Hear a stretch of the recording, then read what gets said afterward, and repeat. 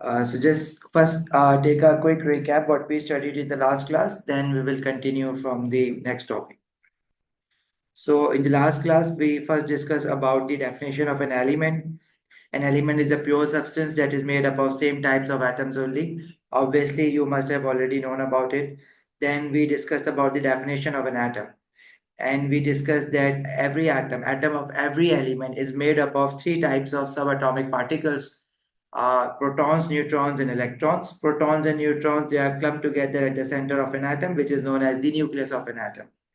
And then we discuss about their relative masses and relative charges. And I gave you an idea that these are not the actual masses of protons, neutrons, and electrons, but these are the ratio between the masses of protons, neutrons, and electrons.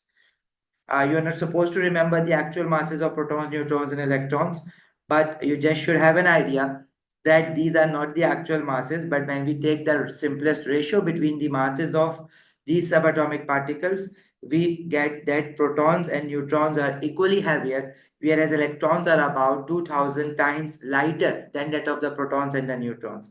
Similarly, again, we do not have to remember the actual charges of protons and electrons, but we have to remember the simple ratio between the charges of protons and electrons.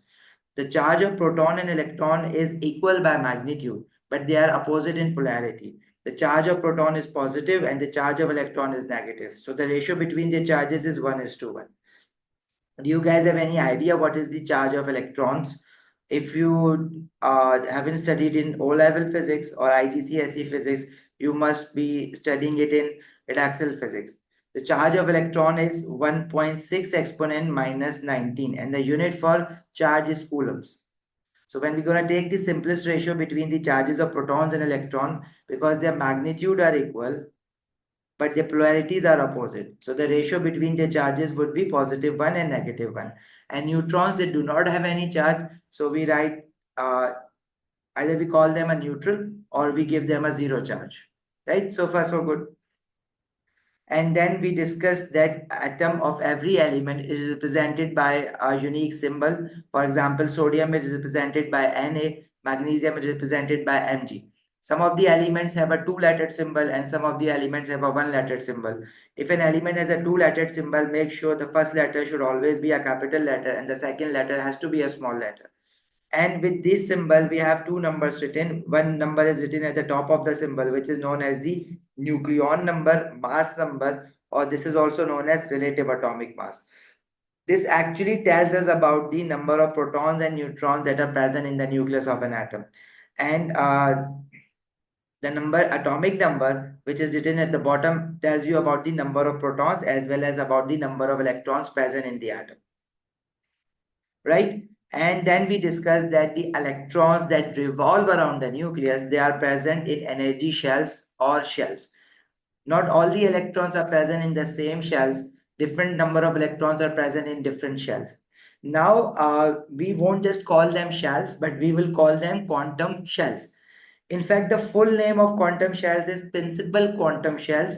However, as far as this unit is concerned, you just have to remember the word quantum shells. And within quantum shells, we have subshells, and within those subshells, we have orbitals.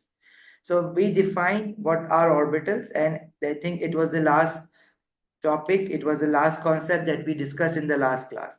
So orbitals are the regions around the nucleus where chances of finding the electrons are maximum. Alternatively, you can define orbitals in other words as orbitals are the areas around the nucleus where probability of finding the electrons is maximum. You guys know what probability is, right? Probability is the chances of finding something anywhere. Now just let me give you an in-depth concept of what orbitals are. For example, let's say if we take an example of a sodium atom. A sodium atom has 11 electrons because its proton number is 11. You can make the electronic configuration of sodium. Do you guys remember what electronic configuration is? We used to call this word, this concept by two names. Either we used to call it electronic configuration or electronic structure. So can you tell me the electronic configuration or electronic structure of a sodium atom? See, we have 11 electrons. Not all the electrons are present in one shell, right? A sodium atom has a nucleus in its center, and within around that nucleus, the two electrons are revolving in the first quantum shell. Now we are calling them quantum shells, okay? And the first quantum shell, we used to say the first quantum shell cannot hold more than 2 electrons. The maximum capacity of the first shell is just 2 electrons. Then the remaining electron has to be present in the second shell, and the second shell has its own maximum capacity, and we used to say that it has 8 electrons. Its maximum capacity is of 8 electrons. It cannot hold more than 8 electrons. Now, we have to add up total of 11 electrons. So far we have added 2, 8, that is 10 electrons. So one more electron has to be added in the third shell. So this electronic configuration of the sodium atom becomes 2, 8, 1. So the sodium atom has total of 3 quantum shells. The first shell holds 2 electrons, second shell holds 8 electrons, and the valence shell or the last shell is also known as outermost shell or the valence shell, holds only 1 electron. Right? Now, actually, we have to go beyond the quantum shells. We have already discussed that within quantum shells, we have subshells, and within those subshells, we have orbitals. And we must give you an example that, for example, if I need to find the location of, let's say, Rayan. So Rayan, if I have to find Rayan and someone tells me that Rayan lives in Karachi, so it is very difficult for me to find Rayan in the whole Karachi. So I need to have some specific location for Rayan. Let's say if someone tells me that Rayan lives in Karachi, that is not suitable to find Rayan. But if someone also tells me that Rayan lives in, let's say, 𝐊𝐴-𝐸𝐽𝐿 in Karachi, he lives in 𝐊𝐴-𝐸𝐸. So someone has given me the more exact location of finding Rayan. So now chances of finding the Rayan has become more. Okay, probability of finding the Rayan is greater when I know the city of Rayan as well as the area of that city. Still, it is very difficult to find Rayan. So I would ask that person if he can tell me something more, or if he can be more specific about Rayan's location. What if that person tells me the house number of Rayan? So now I know the city in which Rayan lives. Within that city, I know the area in which Rayan lives. And within that area, I know the house number in which Rayan lives. So now, what are the maximum chances of finding the Rayan is in his house? Obviously, there is a possibility that Rayan is not present in his house. He must be out somewhere.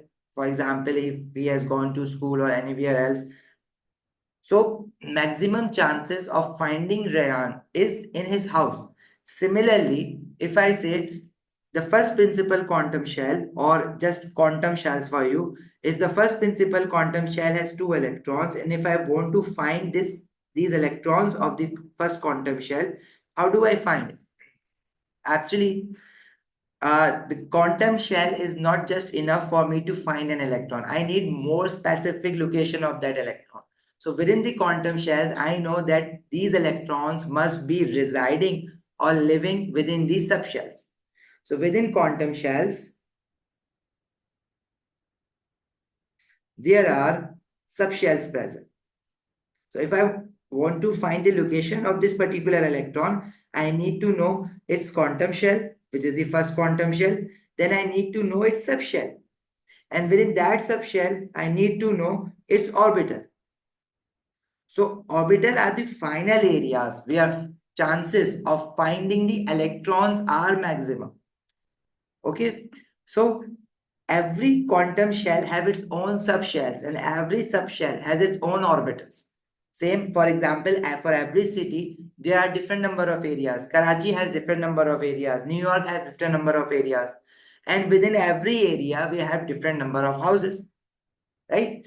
Similarly, atom of every element, its first quantum shell, no matter whatever the atom is, let's say if it is a sodium atom or a magnesium atom or a calcium atom, gold atom, silver atom, chlorine atom, it doesn't matter which type of element we are talking about. atom of every element have quantum shells. And within those quantum shells, we know there are different number of subshells. So first quantum shell of every atom has only one subshell, that is known as S subshell. And within that subshell, we have one orbital. Every S subshell has one orbital. So if you ask me how many subshells are actually present in any atom, so there are four types of subshells. First, let me introduce you to the names of these subshells. These subshells, there are only four types of subshells that you need to study. We have S subshell, P subshell, D subshell, and F subshell. The symbols of these subshells are not the initials of any name. I'm not saying that S means something or P means something. They are just the symbols given to the number of subshells. For example, quantum shells are given the quantum numbers 1, 2, 3, and 4.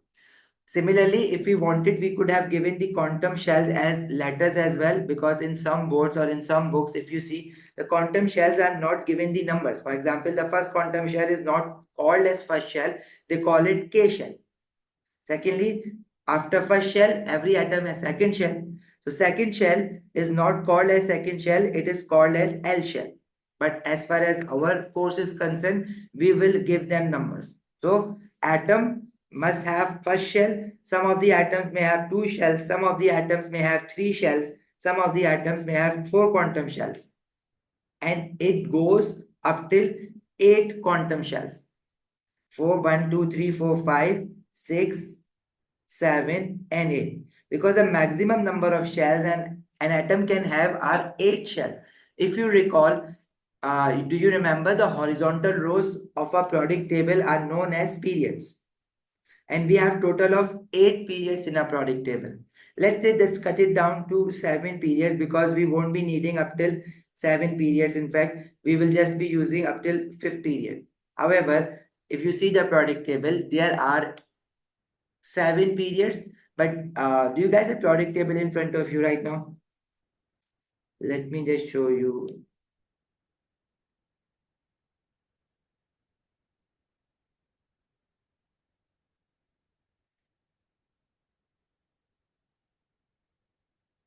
Nobody has a periodic table. Did I send the copy of periodic table? I think I didn't.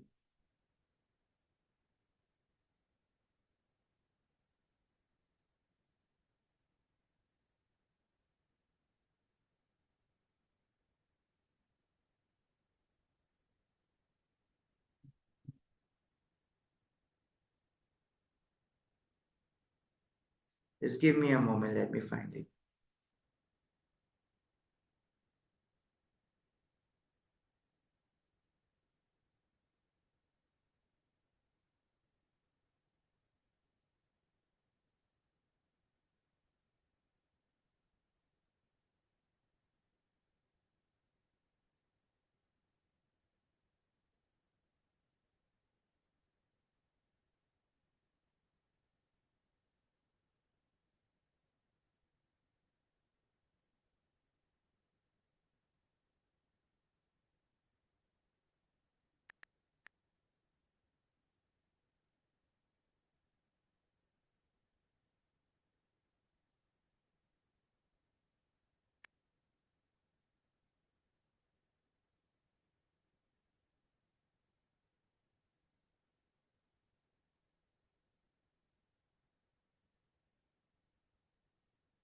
Okay, that's good, Nida, if you have it.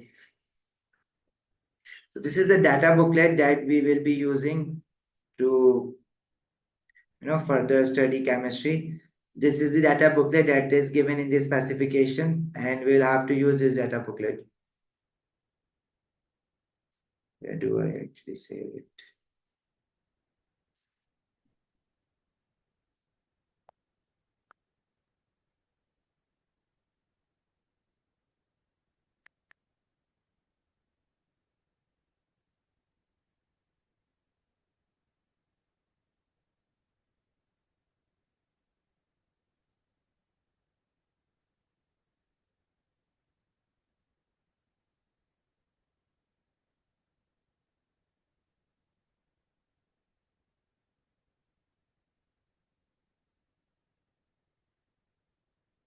Okay, why don't we just take a look of the periodic table from Cambridge.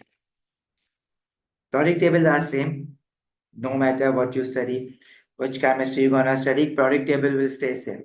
So if you see this periodic table, every periodic table has total of 1, 2, 3, 4, 5, 6, 7 rows. If you're gonna include these rows, actually these elements which are known as lanthanoids and actinoids are supposed to be here in the periodic table. Because if you see the atomic number 57 till 71 are reserved for lanthanoids, and the atomic number from 89 to 103 are actually reserved for actinoids. But we keep them separate from the periodic table. There is a reason, because if we just include these elements over here, that would disturb the arrangement of the periodic table. But for you guys, you won't be discussing these lanthanoids and actinoids in the complete Edexcel course, so you do not have to worry about it. But for the sake of understanding, we can just establish that there are total of 7 periods in the periodic table, and period number represents the number of shells that are present in the atom. So there are the maximum number of principal quantum shell or the quantum shell that you can find is for the francium atom, and it will have how many quantum shells? It will have 7 shells, right? So that's what I was just telling you. Now, if you just see this, I have written 7 shells. So you're not just supposed to remember about all those 7 shells, but this is very easy because every quantum shell does not have equal number of subshells. We have only 4 subshells that are present. So the first quantum shell of every atom has only S subshell. And the second quantum shell of every atom, let's say if any atom is from a period 2 onwards, it will have a second shell. Hydrogen do not have a second quantum shell. However, lithium onwards, period 2 onwards, lithium, beryllium, they all have second quantum shell. Sodium have a second quantum shell. So any atom that has a second quantum shell, in second quantum shell, we have only 2 types of subshell. First quantum shell of every atom has S subshell. Second quantum shell has S subshell as well as P subshell. The third quantum shell of every atom has a S subshell, a P subshell, and a D subshell. Similarly, fourth quantum shell of every atom has a S subshell, P subshell, and D subshell, and F subshell. Fifth quantum shell of every atom has S subshell, P subshell, D subshell, and F subshell. Sixth principal quantum shell for every atom has S subshell, P subshell, and D subshell. Seventh quantum shell has only S subshell and P subshell, whereas eighth quantum shell of every atom has only S subshell. So you just have to remember the number of subshells that are present in every quantum shells. It's very easy. First shell has S subshell, second shell has S and P subshell, third shell has S, P and D subshell, fourth shell have S, P, D and F subshell, fifth shell has S, P, D and F subshell. From fifth shell onwards, sixth shell, there is one lesser subshell SPD, seventh shell has S and P subshell, and eighth shell has S subshell. Guys, you need to remember this. You have to memorize this. Now, what we are trying to establish is the electrons of the first quantum shells are not directly present in the quantum shell. They are present within the subshells of every quantum shells. Actually, these are not like a building where we can say that electrons are confined, because electrons, they are still revolving around the nucleus, but they maintain a constant energy level from each other. The electrons which are more closer to the nucleus, they will maintain the constant distance from the nucleus. I mean, they have the limit from where they cannot go beyond that limit. The electrons of the second shell have their maximum limit. They won't go beyond that limit. So actually, electrons, they are maintaining the energy and that or the distance that is from the nucleus. So actually, these are not the confined boundaries, but these are the regions in the space, or you can say these are the regions around the nucleus where their electrons, they will restrict their rotation or restrict their movement. Now, these subshells have orbitals. What are orbitals? We have just discussed the definition of orbital, and moreover, for every orbital, you have to remember. Can you guys just recall me the definition of orbital? Let's see who have learned the definition of orbitals. Orbital is the regions or the areas around the nucleus where chances of finding the electrons is maximum, right? And every orbital or each orbital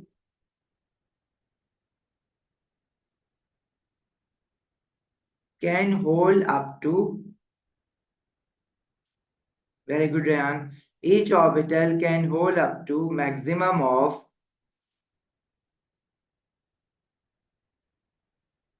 2 electrons only.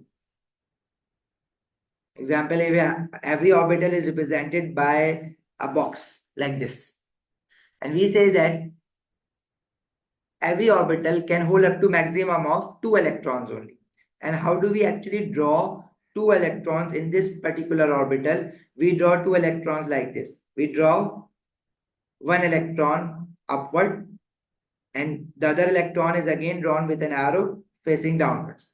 There is a reason why these electrons are shown one arrow as upward and the one arrow as downward. Alternatively, if you see the books or old books, there is another annotation of drawing this electron. Annotation means the way they have to represent the electron in these orbitals. Sometimes they draw the half a arrow upward and half a arrow downward. But you have to make sure you have to make these arrows upward and downward.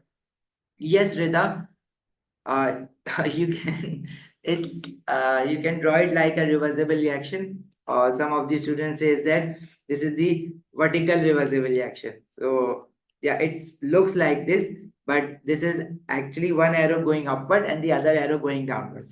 So there are two methods by which you can represent the electrons in every orbital. So both of these are correct. So you should be aware of both of the concepts, because sometimes he may draw the electrons like this, or sometimes you may find the electrons being drawn like this. Okay. Now, the first arrow that will be drawn, or the first electron that has to be drawn with an arrow going upwards, this is the standard practice. I mean, you can argue why we have to draw the first electron going upwards or facing upward. Like, why can't we just draw it like this? Like, first electron that we are drawing on the left hand side, we could have drawn it like this, right? But this would be wrong, because this is the standard practice all across the world, that if we are drawing the electrons in the orbital, the first arrow that we have to draw it will go upward, and the second arrow that we have to draw will face downward, right? This is the standard practice and you have to follow it. Secondly, why we are drawing these arrows pointing upward and downward? Because if there are two electrons present in the same orbital, they must have opposite spin. Let me just write it down and then I will explain it to you. Two electrons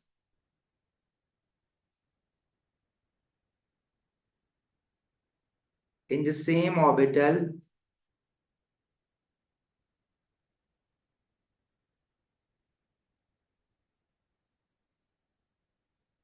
must have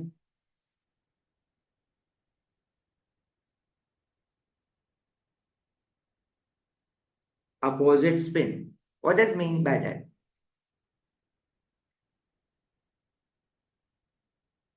Let's say if we consider electron as a tiny little ball, if we have two electrons present in the same orbital, they must have negative charges. Of course, electrons are negative. Yes, they actually repel each other. So my question is very simple. Two electrons in the same orbital, if they are staying in the same orbital, they both are negatively charged. So how come they do not repel each other and come out of the orbital? Obviously, they must be repelling each other. Though they should move away from each other. But despite of the same charge, they stay in the same orbital. And how is it possible for them to stay in the same orbital? Because they have to have opposite spin. If they do not have the opposite spin, they cannot stay in the same orbital.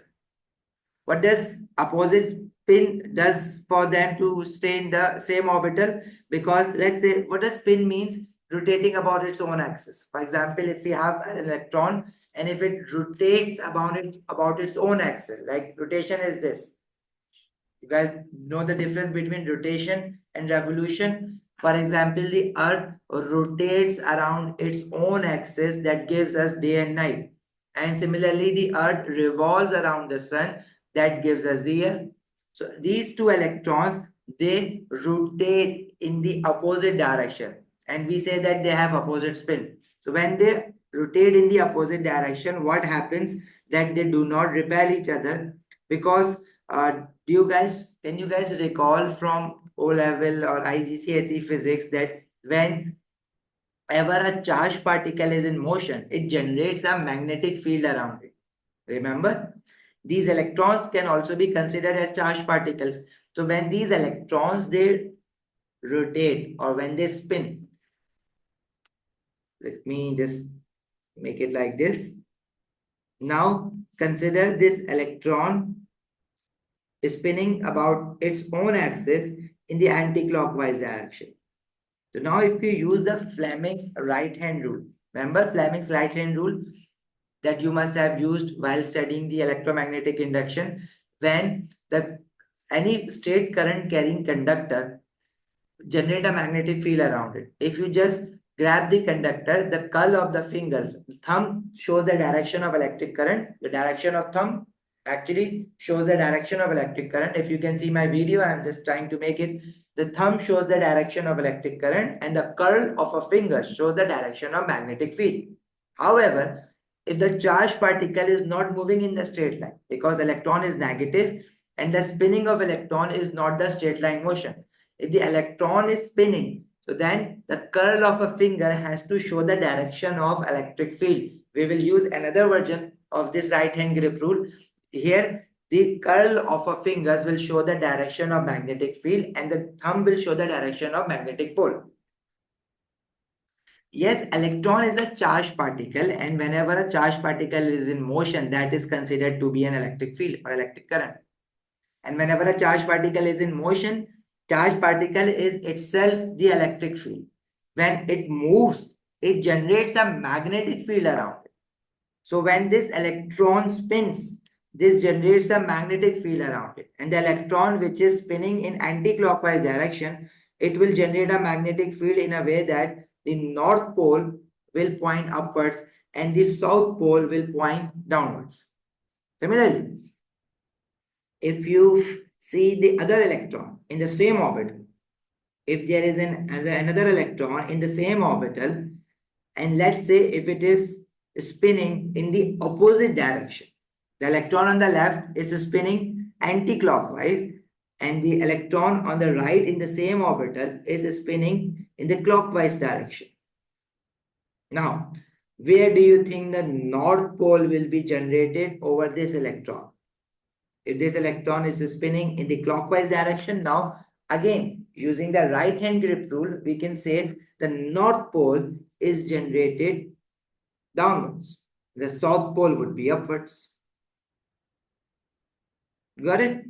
So the electrons being negatively charged, they must be repelling each other. Of course, they will repel each other. It's their nature that if the charges are similar, they will have the electrostatic force of repulsion. This force of repulsion is known as electrostatic force of repulsion. So they should never stay in the same orbital because the repulsion would cause them to move out of the orbitals. However, due to their opposite spinning, they have poles facing, they have opposite poles facing each other. A north pole of the one electron is facing the south pole of the other electron. So this north pole and south pole is attracting each other. You guys know how magnet works, right? A north pole always attracts the south pole. So there is the magnetic force of attraction, right? So this magnetic force of attraction actually overcomes this electrostatic force of repulsion. We have electrostatic force of repulsion due to same charges.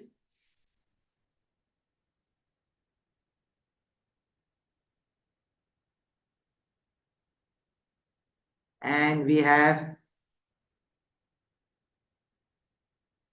magnetic force of attraction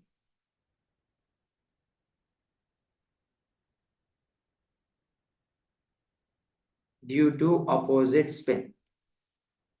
That's why it is must for two electrons in order to stay in the same orbital that they should have a opposite spin. And you guys do not have to actually remember this concept.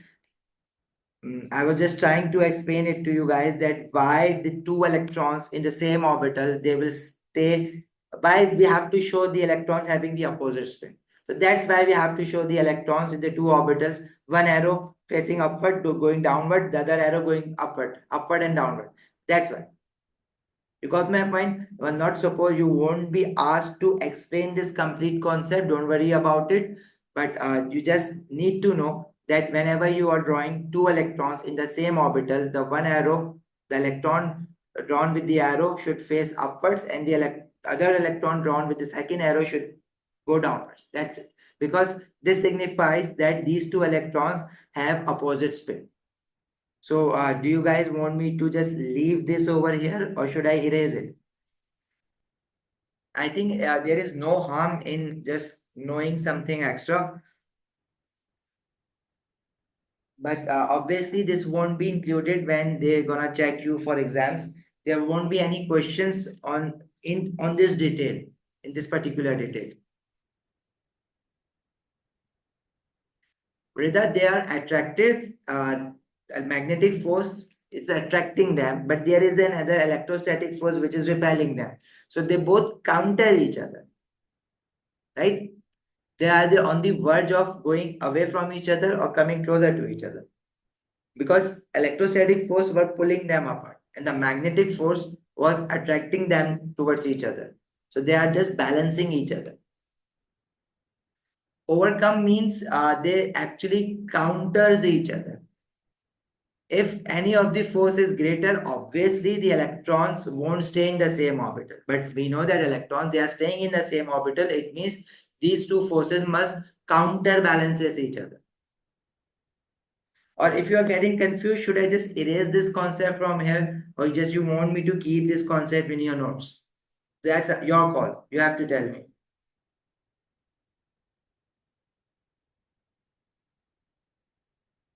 Yes, of course, I will send it to you. Okay. But I have just put a cross with it. So you do not have to just cram these things. You do not have to just memorize these things. But it's always good to know the real concept behind everything that you are drawing, because you will be drawing the electrons and you have no idea why you are drawing it like this. So now you have the idea. Okay. So every orbital can hold up to maximum of 2 electrons. I am not saying that there cannot be just 1 electron in the orbital. Orbital can be empty. Let's say if this is an orbital, it can be an empty orbital without any electron. Or some orbitals may have only 1 electron, like this. So we say this orbital is actually half filled. Half filled. Or the maximum number of electron any orbital can hold is 2 electrons. So this would be full filled, or we just call it a filled orbital.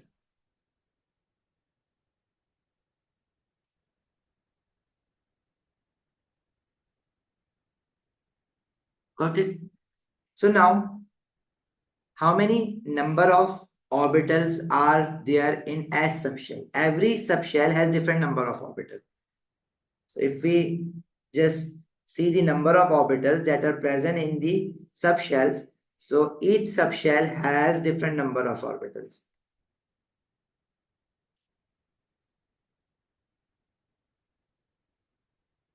S subshell of any quantum shell. You know that we have S subshell in first quantum shell. We have S subshell in first quantum shell. We have S subshell of second quantum shell as well. We have S subshell of third quantum shell as well. We have S subshell of fifth quantum shell as well. We have S subshell of sixth quantum shell as well. We have S subshell of eighth quantum shell as well. So all of these S subshells have only one orbital. Whereas P subshells of any quantum shell will always have, every P subshell will contain 3 orbitals. Similarly, d subshell of, doesn't matter from which quantum shell it belongs to, every d subshell will always have 5 orbitals, and every f subshell will always have 7 orbitals. So we have 4 types of subshells. S subshell always have 1 orbital. We can draw it like this.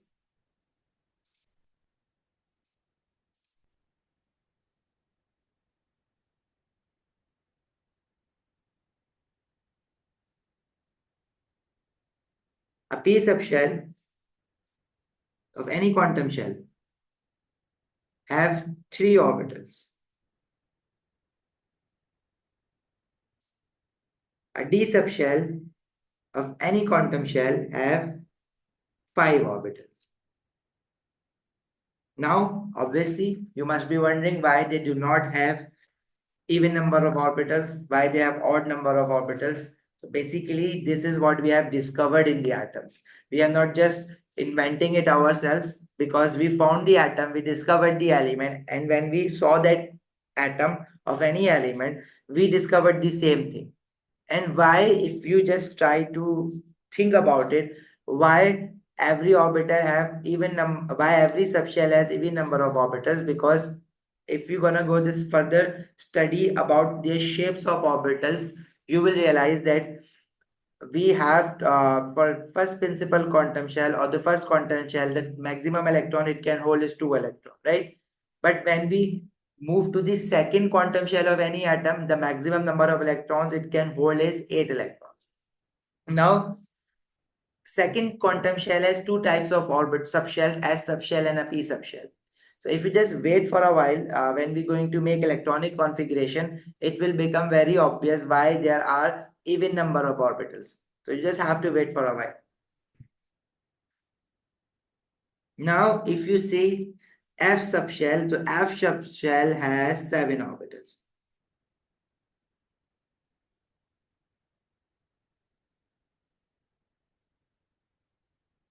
Is it clear so far? I think these things are easy. You just have to remember these things.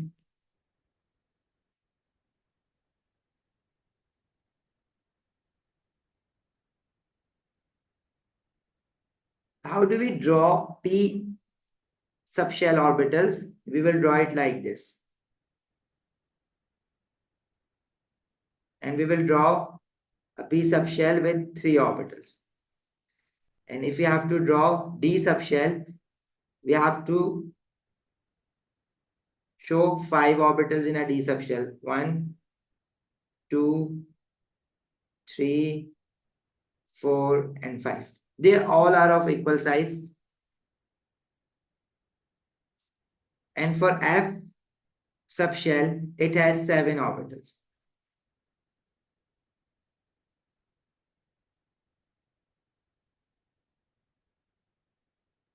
Yes, Nida. Was it Nida? Sorry, it was Rida. Rida, yes.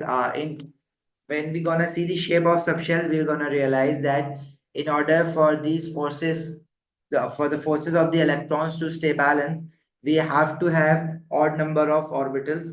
But still, the actual reason, I'm not gonna tell you the actual reason, but you just have to think it like this. If there wasn't an odd number of orbitals, there would have been some force imbalances.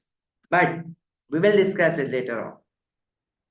You just have to remind me. If I just forget it, we will do it. Let me draw F subshell again.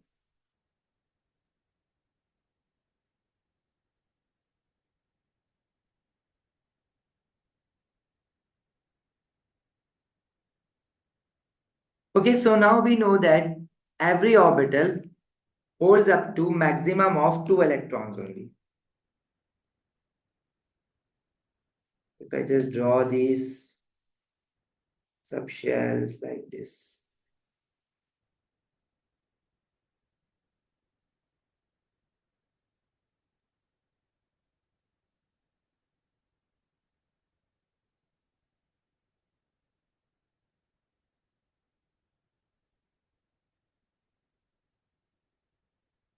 So how many electrons a S subshell can hold? As it has only one orbital, so S subshell can hold maximum of 2 electrons. If we draw the number of electrons in the orbital of S subshell, we have 2 electrons. So if I ask you the maximum number of electrons,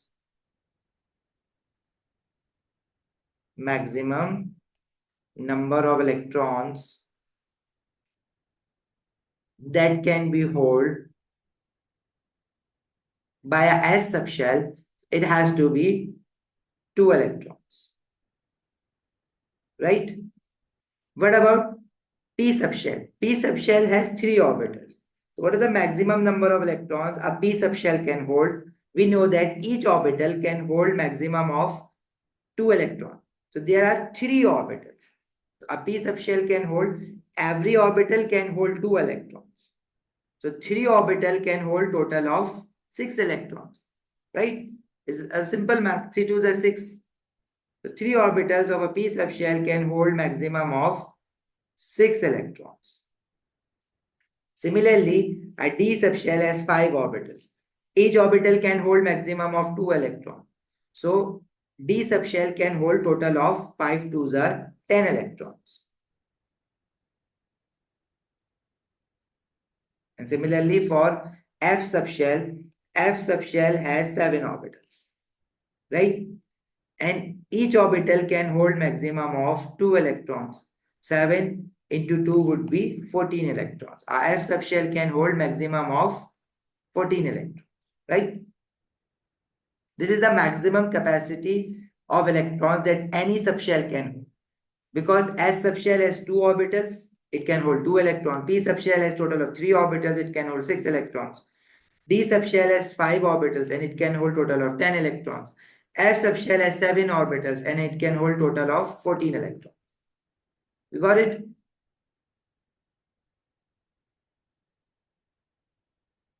Can we move further?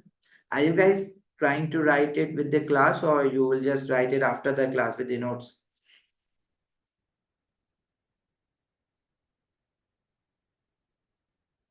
Okay.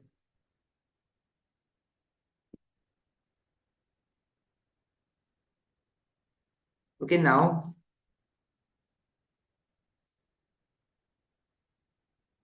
let's say if I ask you the maximum number of electron, Rayan, you are writing it down. Do you need me to just show you this thing, or you're done writing? Then that's good. Okay, sir. If we see a quantum shell, a first quantum shell. So quantum shells have, now you know, they have subshells and subshells have orbitals. But I'm now interested in finding the maximum number of electron every quantum shell can hold. For example, a first quantum shell, we know it has only S subshell, right? And how many number of maximum electron a S subshell can hold? We just did it, right? Let me write it on the top. A S subshell can hold maximum of 2 electrons. Like if I'm writing it 2 like this, in the power of S, this represents the number of electrons that are present in this S subshell. It can hold maximum of 2 electrons. We are not saying that it cannot hold less than 2 electrons. It may hold 0 electron, no electron. It may hold 1 electron. It may hold 2 electrons, but it cannot hold more than 2 electrons. Similarly, a P subshell can hold maximum of 6 electrons, right? I'm writing the maximum amount of electron that it can hold. Okay. It can hold less than 6 electron as well. A P subshell can have 1 electron, 2 electron, anywhere in between 1 to 6, but it cannot have more than 6 electrons. That its maximum capacity is 6 electrons. Now a D subshell may hold 1 electron, 2 electron, but the maximum number of electrons it may hold is just 10 electrons. A F subshell can hold maximum of 14 electrons, right? So first quantum shell has only S subshell, which can hold maximum of 2 electrons. Basically, right now, I am interested in the maximum number of electrons that can come in every quantum shell. So first quantum shell just have S subshell, which can hold only 2 electrons at top. So the maximum number of electron a first quantum shell can hold would be, let's say if we do not just have to write the orbitals now, because we already know the S subshell has only one orbital, we can just decide about the maximum number of electrons.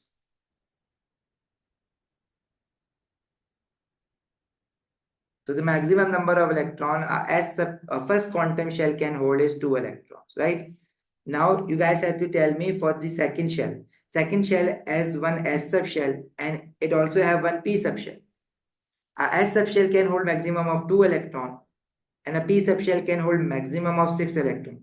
So the maximum number of electron that can be present altogether in the second shell is 2 electrons in the S subshell and 6 electrons in the P subshell.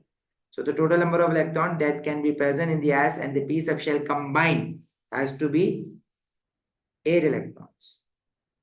Similarly, the third shell have a S subshell, a P subshell, and a D subshell. A S subshell can hold maximum of 2 electrons, a P subshell can hold maximum of 6 electrons, and a D subshell can hold maximum of 10 electrons. So the total number of electrons that any third quantum shell can hold is 18 electrons. Now you have to come out of that octet rule that you used to study in previous grades, because we used to say that second shell onwards, each shell can hold up to maximum of 8 electrons, but that was the incomplete rule. Now you have to remember that third principal quantum shell of any atom can hold maximum of 18 electrons. I'm not saying it is must that every third shell of every atom should have 18 electrons. They can have less than 18 electrons, right? If you recall calcium, you used to make the electronic configuration up till calcium, atomic number 20. That was 2, 8, 8, 2. Remember? Now its third shell has only 8 electrons. Still it will have 8 electrons. I'm not saying that it is a must for a third quantum shell to have 18 electrons all the time, not necessary.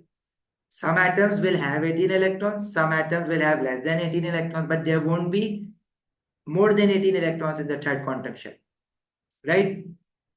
And if you recall, back then you were not supposed to make the electronic configuration of any atom beyond atomic number 20.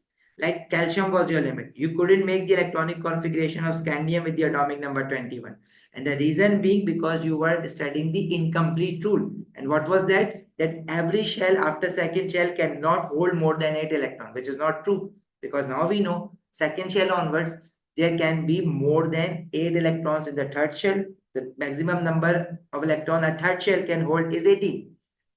Now, if you go to find the maximum number of electrons a fourth shell can hold, because fourth shell has a S subshell, a P subshell, a D subshell, and F subshell. A S subshell can hold maximum of 2 electrons, P subshell 6, D 10, and 10, F subshell 10 electrons. So the maximum number of electrons a fourth quantum shell can hold is 32 electrons. So does it mean that what we studied in the last grade was wrong? No, it wasn't wrong. It was incomplete. And why we told you the incomplete rule? Because as for the syllabus requirement, we were just supposed to, thank you, Reda. We were just supposed to make the electronic configuration of the first 20 elements. And as for the first 20 elements, that incomplete rule used to work. But now we are telling you the complete rule. So why we hid the actual rule from you guys? Because if we had to tell you the actual rule, we had to study everything that we are studying right now. So obviously, back then you were this small, now you are big. So you have grown. You're mentally more strong, I think, within 3 to 4 months break. So now we have to tell you everything as it is present, right? Okay. So what about fifth quantum shell? A fifth quantum shell has again 4 types of subshell SPDF. So now you can imagine the maximum number of electron it can hold should be 32 electrons. 2 in S subshell, 6 in P subshell. D has 10 electrons and F 14 in F subshell. I'm saying this is the maximum capacity. I'm not saying that every time the fifth quantum shell has to have 32 electrons. At some of the atoms may not have total of 32 electrons in their fifth shell. They may have like 10 electron, 11 electron. Okay, it's not something new. For example, if you used to make electronic configuration of sodium 2,8,1, its third shell has 1 electron only.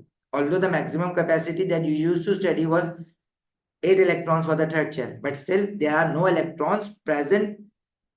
There is only 1 electron left. That is 1 electron only. Got it? So if I just asked you about 6 quantum shells, 6 quantum shell has only S subshell, P subshell, and D subshell.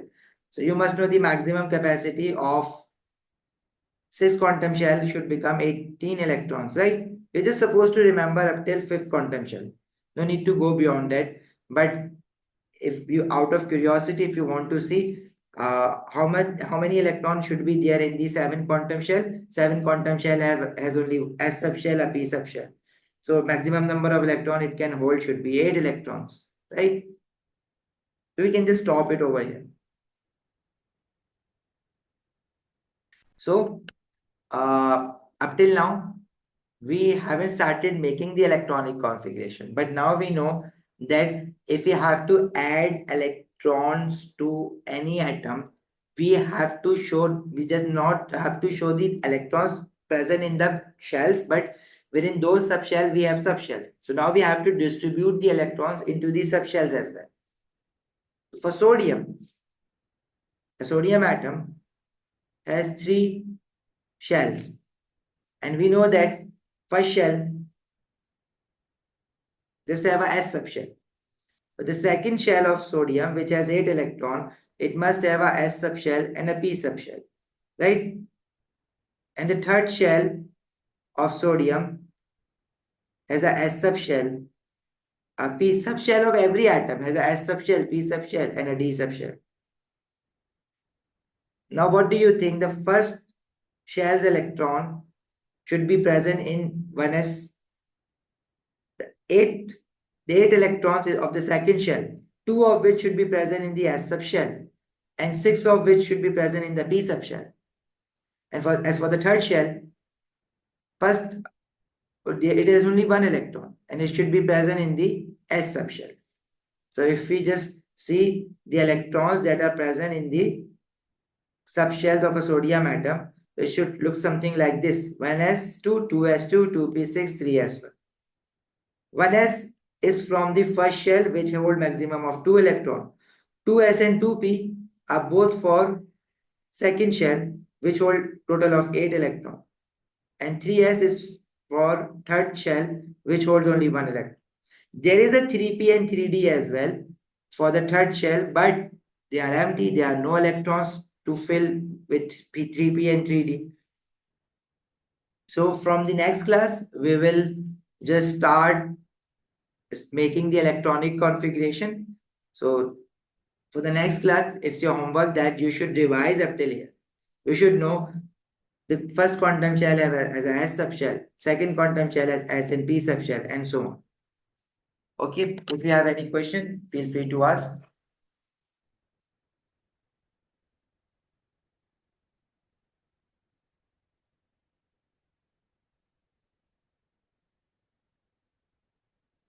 Nothing?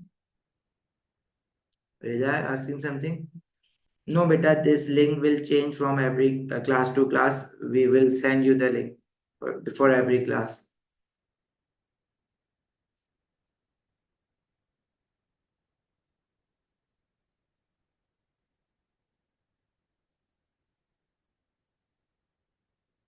Okay.